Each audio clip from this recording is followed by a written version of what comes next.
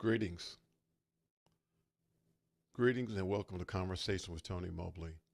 On Conversation with Tony Mobley today, a special education conversation with educator Shontelle Jackson and parent Mr. J.J. McKenna. Today is September 3rd, 2025. This is episode 34 of Conversation with Tony Mobley. This conversation is use the software Mimo Live and Zoom. Conversation with Tony Mobley is produced by Clarlock Lopez Waterman and his team. Thank you, sir, and the team. Conversation with Tony Mobley can be seen on the conversationwithtonymobley.com website. We also have an interactive chat called McKenna, and that's courtesy of Alex Lindsay 090. There you can ask your questions, and those questions can be voted up and down.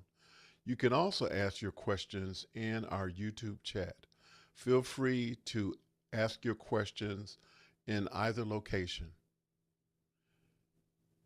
And now we're going to get started. First, I want to say welcome to my guests for being here. Thank you, Shontelle. Thank you, JJ, for being here with me today. And we're going to get started by asking the very first question. Please give an overview, a brief overview on who you are. And we're going to start with ladies first, Shontelle. Good evening, all. I am Shontelle Jackson. I am a special education teacher, mother of two, wife to one. And I am also your local South Carolina and Georgia real estate agent. So I'm a little bit of everything. I've been in special education. This is year 18 for me. I've been the whole spectrum, everything but gifted. I've also done what else? That's pretty much it. That's me. Thank you, Mr. JJ McKenna.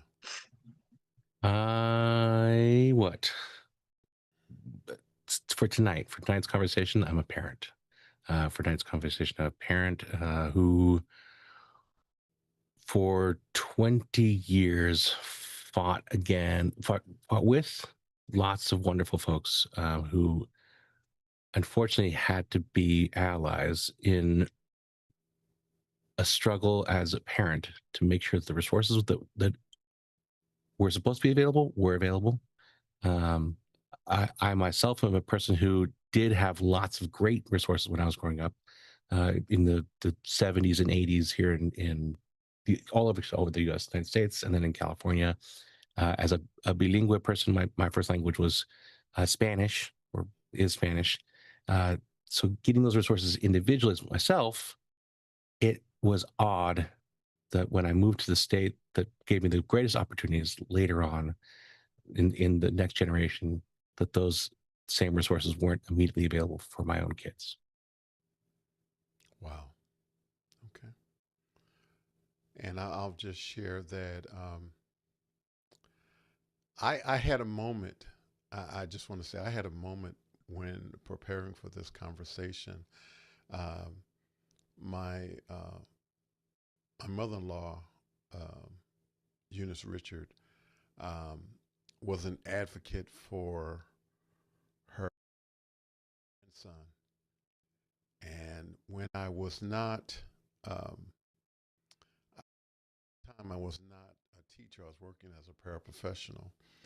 And she would take me all over Georgia to any training, any support group, anything that she thought would help her grandson. And um, I had a lot to process today as we were preparing for this conversation, and I just wanted to share that. So it's a particularly meaningful conversation for me, and we're going to get to the next question: is What is your definition of special education that you can share with us today? And we're going to start with JJ. Well, so special ed in California, and that is say specifically, it's turned into particular IEPs. So putting together an individualized education program or plan, sorry, for students, because California has gotten better, I'd say, in the past decade at making sure that once a person is identified as needing a resource, and that can be either way, either, and I've run into parents today, a resource because the kid is sitting there bored in class, which unfortunately that's a little harder sometimes to address, or that student hasn't met criterion now in now ever since the, I can't remember the name of the Common Core. Common Core curriculum was added as developed in Columbia University in 1999, I think it was. And then it was rolled out here in California in 2006. So the Common Core requirements, there are tests and standards by which, based on that Common Core curriculum, within X years, a student should meet the Common Core standard. If the student hasn't reached that standard, they hopefully get caught and given additional resources, and those are IEPs that cost a lot of money, really, for there to be an unequal playing field to provide more services. And a lot of folks argue that, well, why can't we just put everyone in the same classroom? So here in California, as I've experienced as a parent, it is providing additional resources, whether they be resources because the child's bored, or resources because the learner isn't able to meet what everyone else is meeting. That's special education here. Mrs. Jackson. Okay. So if you ask me to define special education, I think it starts with data. If nobody's having a conversation, kind of like JJ was saying, um, the data supports or shows that the student is not meeting criteria, or that the student needs more difficult or enhancements in their learning. The spectrum for special ed does go from your most critical need to your highest functioning or highest academically functioning student in the building, supposedly. Um, and I say supposedly because every state it looks differently, every county sometimes it looks differently. Yes, it is encompasses the individual education plan, as JJ said. It also encompasses your 504 plans when you talk about medical disabilities or medical disorders as well. And that's also supported through those same fundings for support in the classroom in order to meet, for the students to meet criteria or be able to access the curriculum. The biggest thing is accessing the curriculum. That you'll hear that quite a bit, and I'm sure JJ's heard it quite a bit in every meeting he's been to. Accessing the curriculum. Can they access the curriculum? So as long as we can do that, and that's where special ed tries to, the goal is to lessen that gap. Fantastic. Thank you both. Our next question is this topic of special education important to you? Can you explain why it is? And we're going to go with JJ first. Well, as a parent, yes, clearly. As a person who,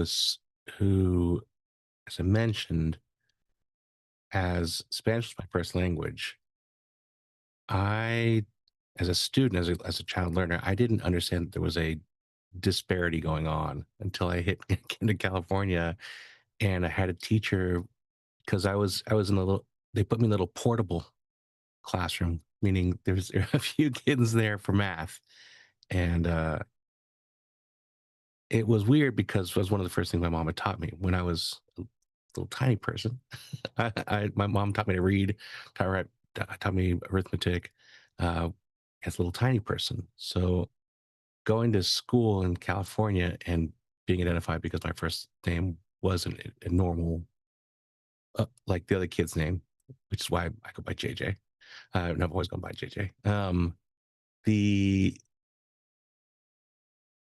the differentiation that existed within 1 year, within actually one semester in elementary school, the teacher said, "Oh, this kid isn't what we thought he was on the outside.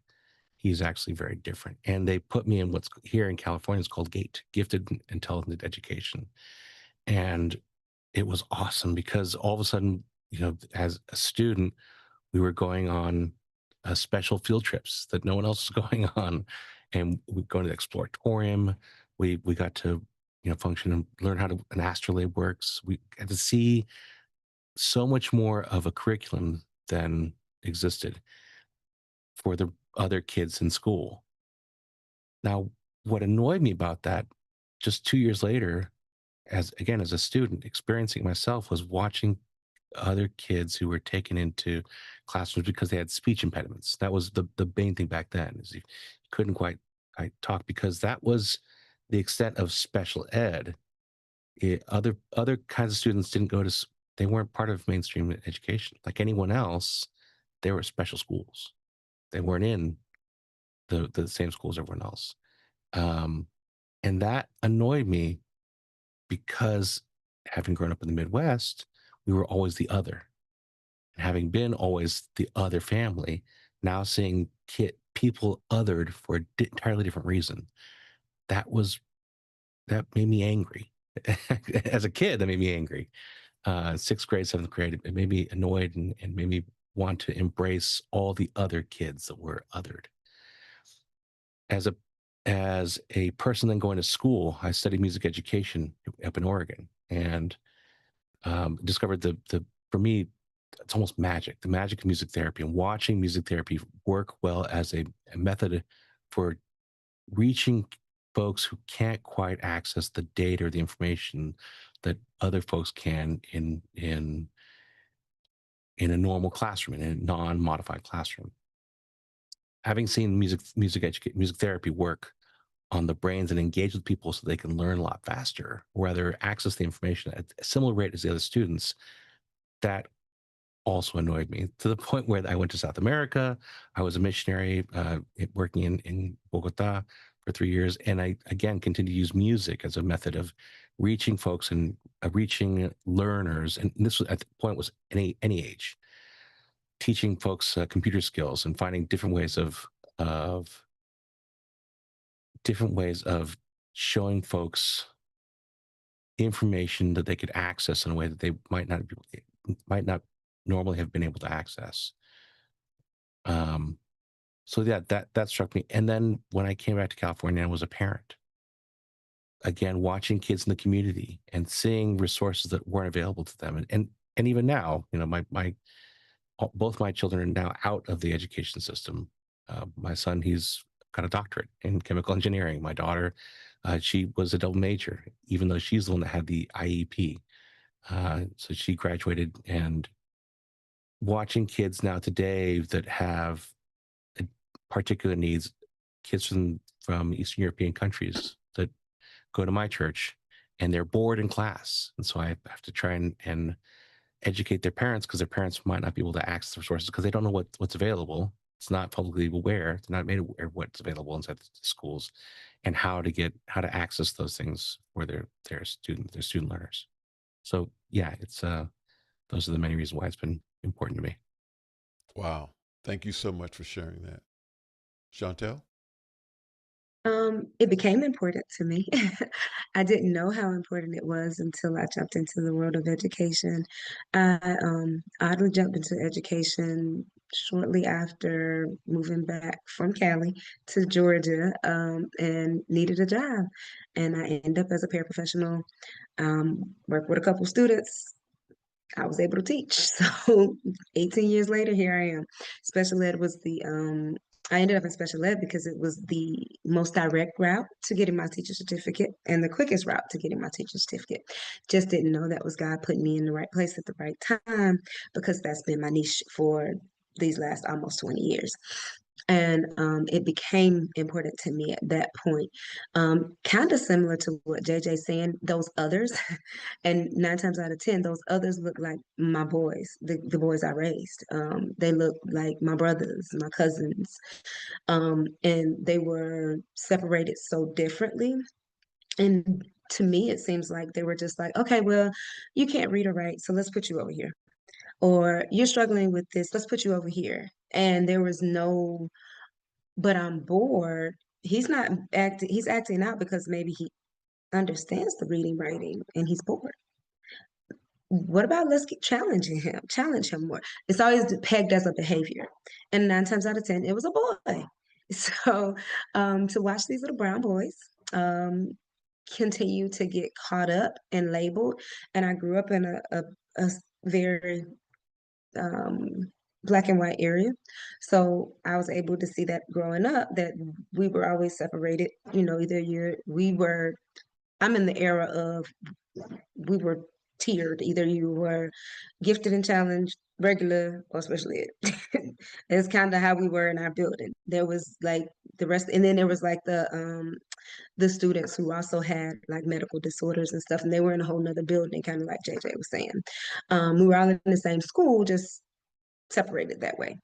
So you see all this separation going on, and once I jumped into special ed, it kind of started making sense to me. I'm like, oh, well, that's why they put her over there. That's why, you know, it all kind of like all of those things kind of run back in your head.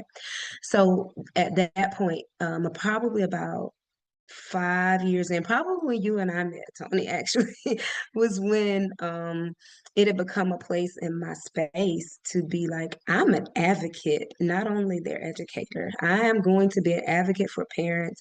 I'm going to help my parents, provide them with the resources. I will give them access to the laws and access to those different supports that are out there for them. And even now, I'm a big proponent of K to 12 or P to 12.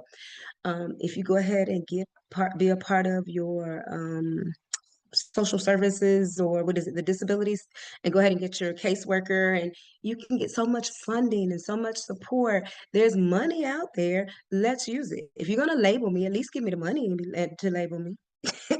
And use the Absolutely. funding for what Yeah. it's for. So that's kind of where my passion is right now. So yeah, do I care? Yeah, that's why I care. I feel like I've had the opportunity to teach at all levels, and now it's time to help these parents advocate for their kids and give them the tools that they need to advocate, so that they can, or at least access to the tools, because I can't like just write it all down because I'm still in the classroom, but I can give you the access to what you need in order to advocate best for your students. I just want to say to the parents that may be listening, this is a great opportunity for you to ask whatever questions you may have as far as special education is concerned from our two experts. I'm going to say experts because they both have extended experience dealing with special education as a parent and as an educator. So this is a great opportunity to ask your questions. So please, we're only going to be here for an hour. So please ask your questions. Um, well, you guys, the next question, you guys have already sort of answered it, but I just want to see if you want to add anything else to it. What is an IEP? And we'll go with Shontelle first. By definition, it is an individual education plan. The goal of the IEP is to lessen the gap between access of the general curriculum between a special needs student, a student with special needs, that gap, to lessen that gap. So if we were talking earlier, if there's a vision impairment, the IEP's purpose is to provide some supports and accommodations for that, so that your vision impairment didn't become a cognitive impairment because you've been placed in a space that you can't learn because you're not given the material at this point. And it falls, I say that from a place of elementary, probably, is where a lot of times kids will miss that foundational groundwork of learning. I call it your foundation of learning, or your ground building of learning. They miss putting the rebarb in their groundwork because I have a visual or a hearing impairment. that doesn't mean I have a cognitive impairment. So that doesn't mean I have to be in the class with those people who are no longer learning the general curriculum. I just need to access the general curriculum in a different manner. That's fantastic. Shontelle, I'm going to put you on notice that I'm going to come back to you after JJ talks about his experiences with IEPs, and I have a reason for that. JJ? So how we as parents experienced them. Our daughter had something akin to dyslexia, a decoding issue, and for us, it was a meeting every 3 years, every every 2 years early on, during which that meeting we meet with professionals, the folks who are trained on how to gauge the current level of, as you said, the gap between what was and what is taught in the classroom and the access for that for my child, my student. In the case of my student, though, and what was a gas to me is that if you ask a person with dyslexia, will you be cured of dyslexia? It just so when my child was in high school, they wanted to test her out. They wanted to pass her out of the program and take away the accommodations that existed for her, which included additional time, learning in a separate classroom, because she was doing so well. And I think that there was something wrong in the definition of their understanding, in that if you have a disability, you have a disability. You're not cured of the disability because the IEP has reduced the gap. And so Because it was IEP, doing what it was right, supposed it to was do. doing exactly it was doing exactly what it was supposed to do. And what made me so angry that I can't express here in polite terms whatsoever was when they said, okay, well, we're going to take away the accommodation, and the failure there meant that in college the same resources are going to be taken away. So having to pay out of pocket to get reevaluated, that then would have been, and actually has been now, because my daughter now is taking advanced courses as an adult, and she has to go pay to make sure that people understand, just because she's had advanced placement courses, and just because she had an advanced degree, doesn't mean that she doesn't have a disability. It's still there. Thank you, JJ. Shontelle, I wanted to come back to you in regards to talking about IEPs. We've kind of bumped into each other in terms of IEPs and that kind of thing. I'll just mention at the time working for Atlanta Public Schools. One of the challenges that I experienced was that there were times when it seemed as if there was not any or not enough advocacy for the parents in the IEP meetings. And I just wanted to talk to you about what were some of the things that you identified, not necessarily in Atlanta Public Schools, but in schools in general, because you've been around to a few different systems. Right. What was some of the things that you shared with parents that sort of made the difference? Read your rights. I don't hand you this little booklet just to kind of stick it under the table and level off the table. A lot of times I'll remind them of which rights to go and read. Read the right that you have to advocate. Read the right that you don't have to agree with this. Just because it's placed in his or her IEP at the time does not mean that this is the end all be all. Sometimes our accommodations do flex. Also remember that you are part of this team. You are not the only part of the team, but you are part of the team and you are a valuable part of the team. The other things that I would say is, if you don't understand what is stated in these rights, sit down and have a conversation with your either your educator, or a lot of us have either program specialists or program directors. Reach out to those people. That's what they're getting paid to do. Honestly, they're getting paid to decipher this legal jargon so that it is in plain language for you. There are people on staff at all public schools specifically for that. Use them.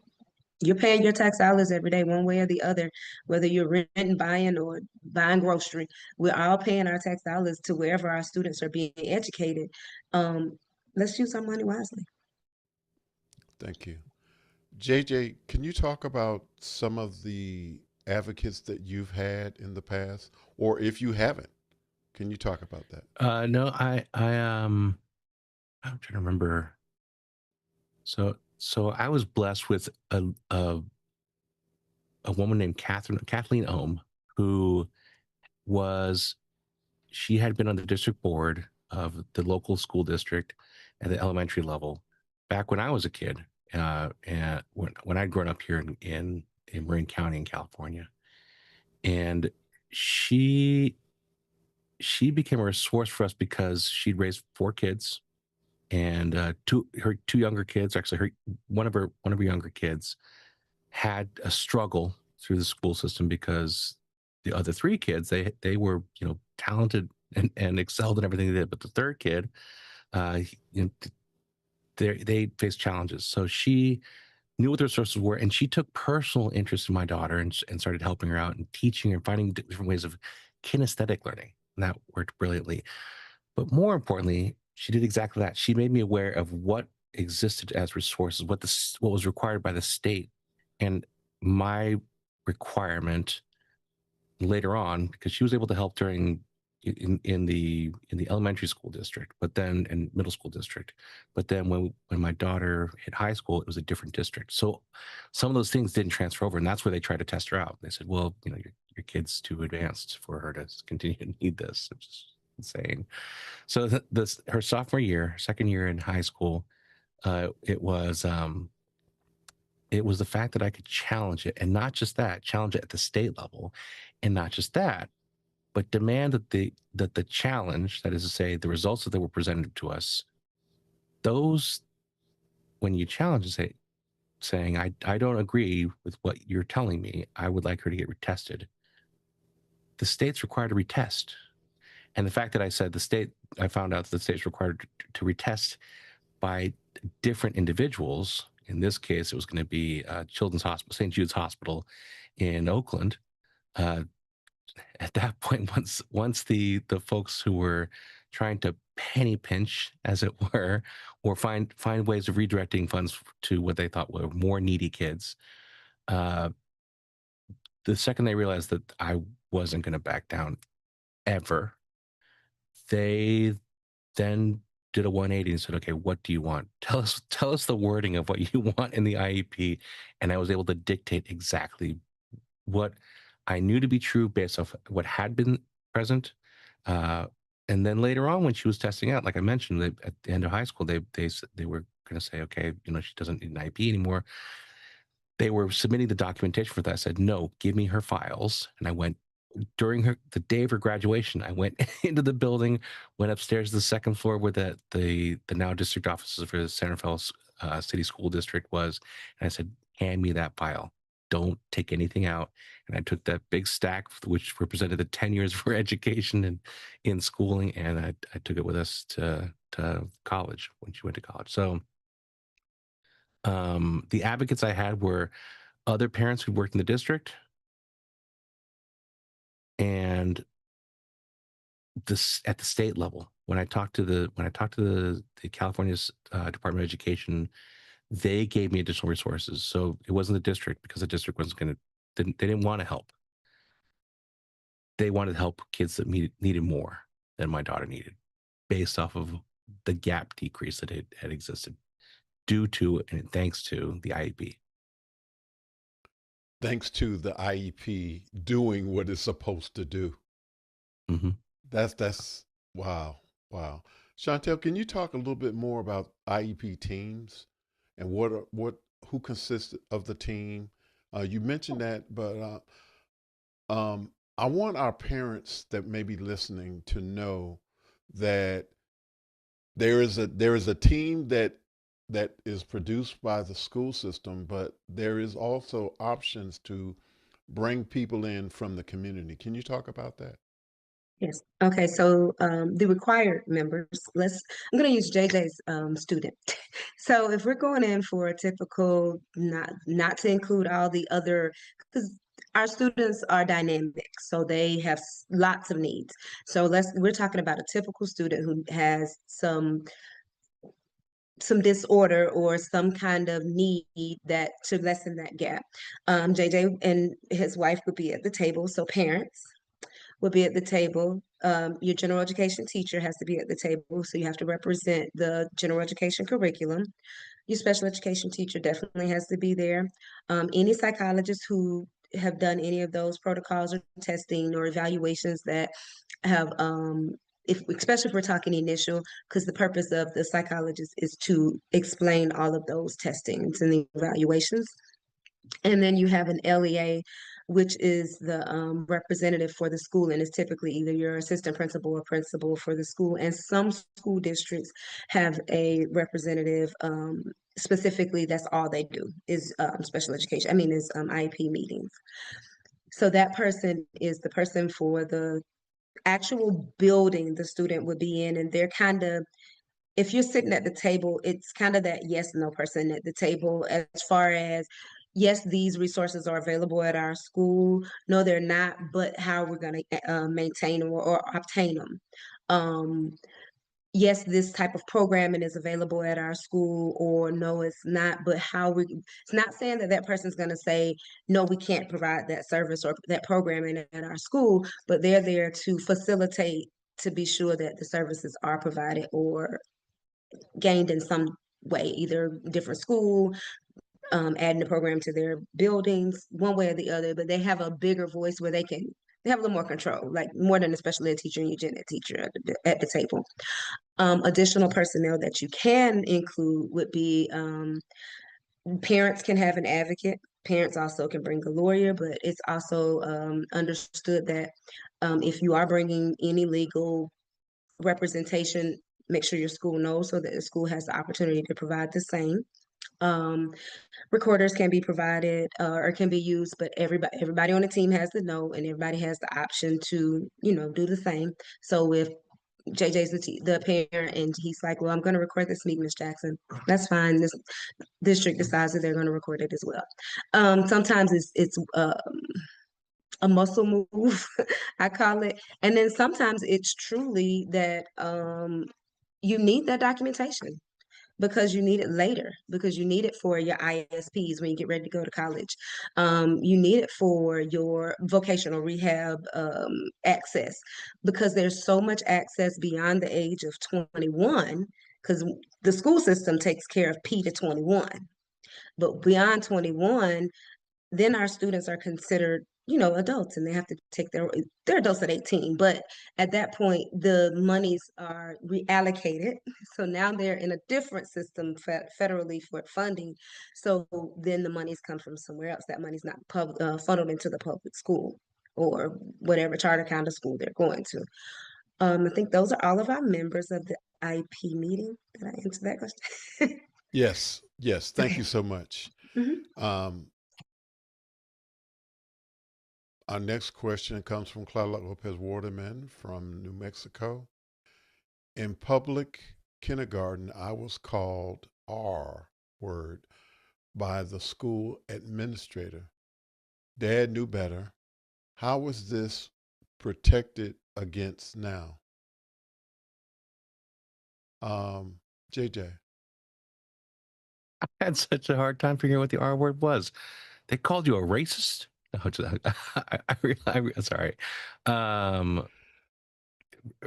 Read the end of that. How do we react to that now? Yes. How we protect against that now.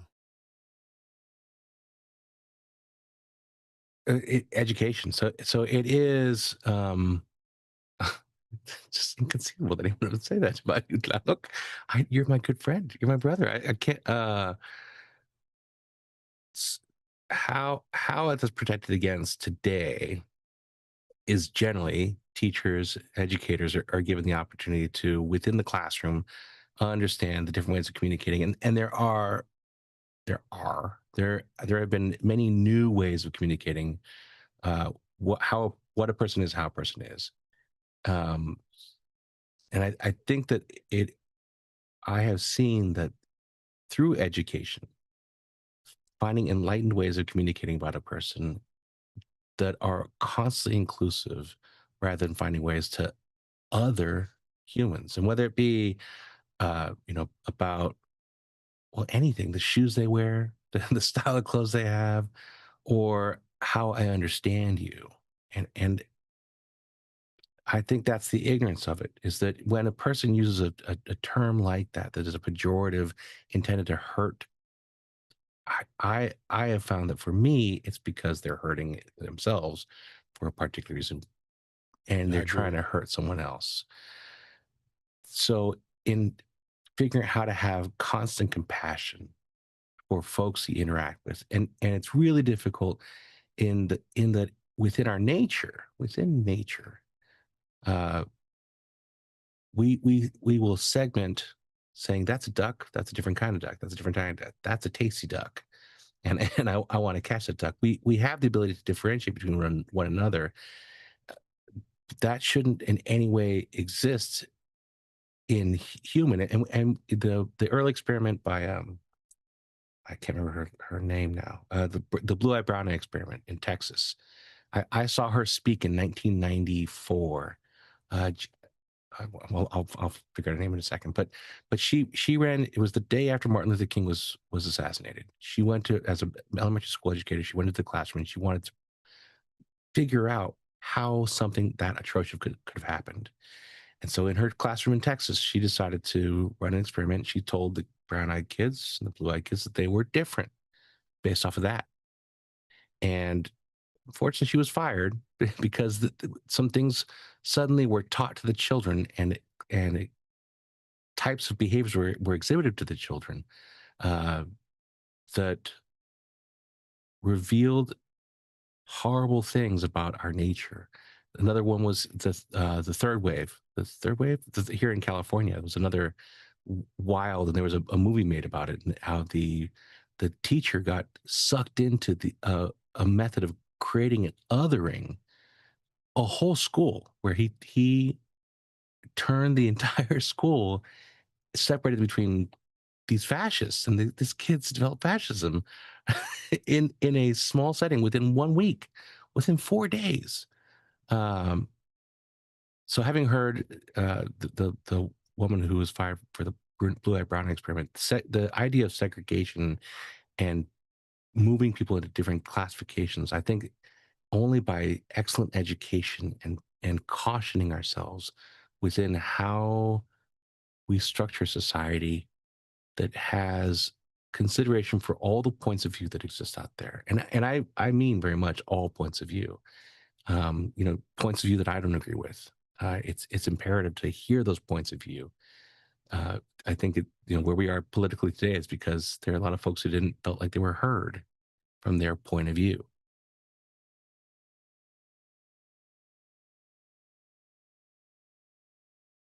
That's all I got to say about that. Shontelle? The R word. Um, Education. Honestly. And when I say that, I don't mean educating the young people. I mean educating the grown people, the people who say the bad words, the people Yeah. who keep those words going. I think if we educate, I think we think as a school system, as a public school system, we're thinking educate from the bottom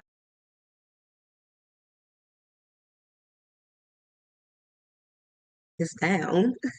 Because if we start at the older group of people who were, it wasn't a bad word. They weren't, I think it was supposed to be a bad word. They were kind of like JJ was saying, they were labeling the difference, ducks, birds, whatever. So it was a label, and then it became a bad word. It became a word that has malicious intent now. So I think it's important to be sure that we educate the fact that the word never started as a bad word. It became a bad word over time because people kept putting bad connotation along with it. I think the school system's attempt at this is inclusion. And I say attempt because it's not always done great in every school building. I've seen it done well, I've seen it done horrible, I've seen it done, y'all tried.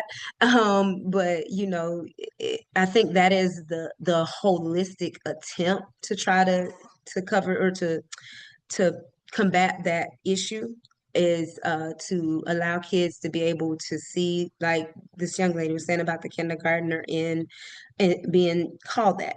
Like I look in when I go observe kindergarten classes, you can see the students with the behaviors of the students with the we talked earlier about the devices, communication devices. I see that inside the classroom and I see their peers helping. I see their peers engaging with them using their devices. So you see it in the negative kind of light. I get to see that part, but then I also get to see it in the beauty of um, where children are pure. They don't, they don't have those dirty word, dirty R word kind of thoughts when you're a kindergartner.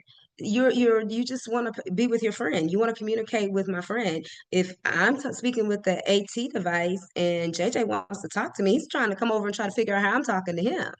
He's not caring whether or not, I fall under R word or not. My label don't matter. So I think a lot of it is education. Communication, I think is a big one too. Yeah, I just want to piggyback on what you said in terms of from the top down, maybe. Since this was a school administrator that was actually using that word, it's amazing to me that people that have the responsibility would use a word like that. It's not acceptable. And the answer to the question from my point of view is that we have to continue and stress the importance of using appropriate words for people that are special needs.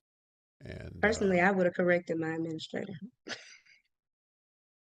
I think that I'm sure that Clarluck's father did what he had to do as far as the administrator was concerned. Our next question comes from Warwick, Queensland, Australia. Zachary Sorensen. If someone is in a wheelchair and they are all with it, can they be put in a normal classroom? I'm going to say I think that is definitely possible.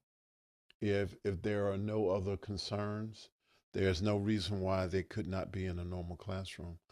JJ? Yeah, in the state of California, in fact, it'd be mandatory because the classroom is required. The buildings are required here in California. And I hope that's true. To ADA compliant there in Australia, or I mean, it wouldn't be American, but similar, right? So the Australian compliance requirements, ADA compliance for buildings, especially now, there aren't any. I can't think of a single building here in California that isn't ADA compliant, that say doesn't have an elevator to access the second floor, that would be the only barrier for someone who, by law, the building, especially here, we have earthquake codes as well. The codes require that access for a student be able to get through the door, have a location in the classroom with the person, and I will also reflect that even when I was in school, 2 generations or 3 generations ago, even then, the kinds of people who were all with it, but couldn't quite communicate. I had this brilliant fellow student who she couldn't speak normally. She had very little control over mouth, but 100% was one of the best students in the school. She played violin, she played cello, and so to the point earlier of making sure that other students, if you knew her and you were educated, you absolutely recognize her as a brilliant person and would even ask her questions for math questions or physics questions. And it just took making the accommodation as a student, as a fellow human, to just sit and wait and ask, can you repeat that? I didn't understand that. Versus trying to label the other person as other, or in the case of schools, and access for people who are in wheelchair bound. I had this. Yeah. Anyway, Thank you, JJ. it's mandatory. Shontelle. Yes, I'm agreeing with JJ on that one. It's ADA, and I know in the United States, as far as accommodations are concerned, as far as like maybe needing to, if buildings don't have, let's say a building doesn't, because I work in South Carolina, let's say a lot of things in South Carolina, the buildings are older than 3 generations of education. So a couple of the buildings were not. Matter of fact, I think maybe 2 years ago now, one of the high schools, student was going from middle to high and cognitively with it, in a wheelchair, and the building had to be restructured that summer so the student could have access.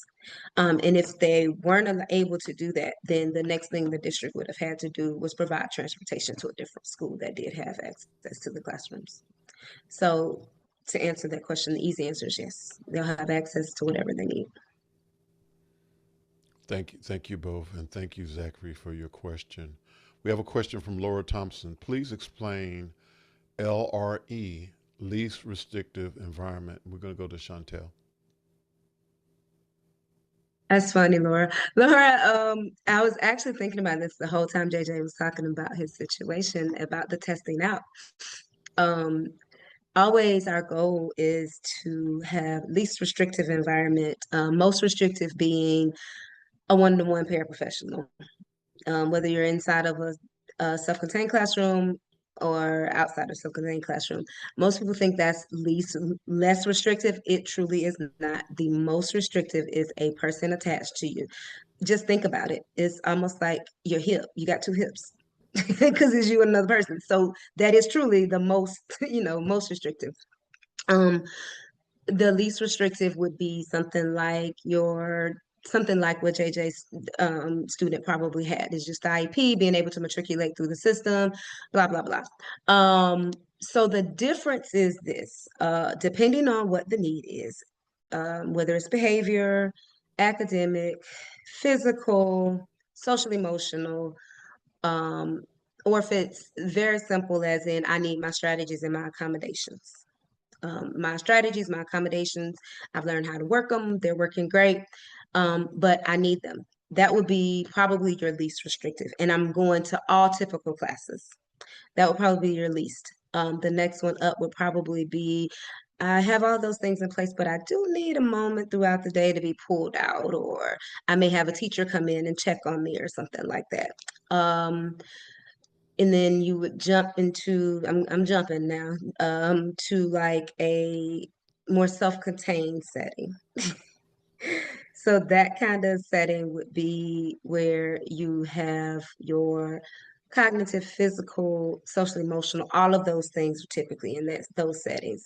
A lot of times, we were discussing behavior a little earlier. A lot of times that's where you see that's what I call sometimes the quote unquote dumping ground, because sometimes those behavior kiddos will be like, hey, Miss Jackson, can you hold on to this kid for a little while? And he becomes, hey, Miss Jackson's kid eventually. Because you find a way to finagle the data to support, he needs to be in a self-contained setting. So the thing of it is again, that's where I'm big on parents, be advocates for your kids. Just because he or she demonstrates these behaviors don't mean there aren't strategies or accommodations that are useful so that he or she can function in a setting where they can gain everything they need from the general curriculum. JJ? I gotta admit, I didn't think that it's happened to me now a couple times. Today's show should have been trigger warnings with Tony Mobley. In that, like, some of these things that made me so angry, I'd thankfully forgotten. And one of them was when teachers refused the accommodation, when teachers refused compliance. And I remember this when because my daughter was, I didn't know the term least restrictive environment. She would, part of the IEP was taking a test in a separate room because this student was allowed, my learner was allowed more time because she couldn't read the freaking words the same rate, and they didn't have someone to read. Later, when she was in college, she had a reader, and again, even in the college university level, they didn't necessarily want her to read or have a reader because they said, well, the reader's giving her the answers, or the way the reader's reading the questions. I was like, what are you talking? And fortunately, at that point, her college year, her university years, she had learned how to self-advocate. So I really didn't need to be involved in it. And that was I think the brilliant lesson. But uh in high school, having the ability for her to go in another space, uh and I guess that's called least restrictive, for her to continue taking the class, which again, that the teachers there, man, I wanted to smack them so bad. And as mentioned, part of the IEP team in our case was usually the principal, and not the assistant principal. Oh, no, but what we did as parents, we also made sure we were involved. We were part of the PTA here in our town. It's called 1TL, so Terra Linda High School, 1TL. My wife was the accountant for, even beyond after our daughter graduated, she was still the bookkeeper for the 1TL PTA, yeah, PTA team. And every time there's an event, we made sure we volunteered our time because of how much we'd been able to, through the advocacy of the directors, principals there, the administrative staff, making sure that when teachers individually thought that they were better educated than the IEP team, because they refused to listen and they refused to provide the accommodations that were part of what had been put down on paper and was a legal document, that those teachers didn't want to provide that. So, yeah, trigger warnings with Tony Mobley. I just want to add to this conversation from the standpoint of um, when I began working at APS. One of the things that well, first I was a paraprofessional in that classroom, and it was a unique situation in that it was a separate building, and I was working with high school autism students, and they were mostly all males, Shontelle, and I actually had three classrooms that I worked with the students. So for them, um, identified as low functioning students, the IEPs that I had for them was that they were uh, working on life skills. It wasn't really academic, it was really life skills. And the reason I share this because I think it's important. If you should have a child or a student that is in an environment like that, you want to make sure that um, they get the things that they need. So, what were some of the things that we had in that classroom? We actually had three classrooms. There was one classroom that was a traditional classroom where we did our work. There was another classroom that was kind of like a vocational workspace or factory or company. And then we had a classroom that was a simulation of a home. And the reason I bring that up is because we went through every day, we went through those different classrooms, learning life skills, how to make up a bed, how to wash dishes, um, all of the things that a person needs to be able to um, live a life. And I'm very thankful that I had that experience in that classroom with those children because there was a time when students that had those labels were just basically left to, and I hate to say this word, rot, because they they had no advocacy for them. And so, if you have a child or family member that is what is called low functioning, do not, parents, family, and friends, do not allow them to just put your child, friend, or family member in a corner and not provide services for them. Regardless to what the level of functioning is, they are to provide what is needed for that child or student. It's the law. And don't let particular situations get in your way. So I just wanted to say that as far as the um, least restrictive accommodations. We have another question from Clark Lopez Waterman. In the early grades, I had a friend. He is still one of my closest friends. He is allergic to everything. His teachers would yell at him for not sleeping and yell at them for not knowing his I would yell at them for not knowing he had allergies. How do you teach kids to be advocates? Shontelle? Um, exactly that. Teach them, practice. Um, I have the love and joy of being in middle school this year. So that's the transition years where we get to start teaching students to be that great advocate that JJ said his daughter is able to be right now. So I literally have practice runs. We sit down and I'm like, hey, what's your disability? Okay, what do you need? How do you advocate for that? Well, you're sitting and I'm watching their computer. Sometimes I'll watch their computer screens while they're working. And I'll just send them a little message. Do you need some assistance? Okay, so what should you do? Raise my hand and ask. So it is completely taught. If we are not trained to do it, we can't do it. It's very similar to what Tony was talking about as far as those classrooms were set up. And I was excited about those because those were my classrooms. And I was able to do that in our schools in APS. So but the thing of it is we don't train them in order to have that muscle memory to be able to advocate for themselves. They won't. And a lot of times we're so quick to to have a meeting with parents. Yes, parents are great, but the student needs to become a part of their meeting when typically it's by law by 13. They have to be involved, they have to be invited. Generally I would say 11 or 12, if your child is old enough to have that conversation, you as a parent can say, little Shontelle is going to participate in this meeting today.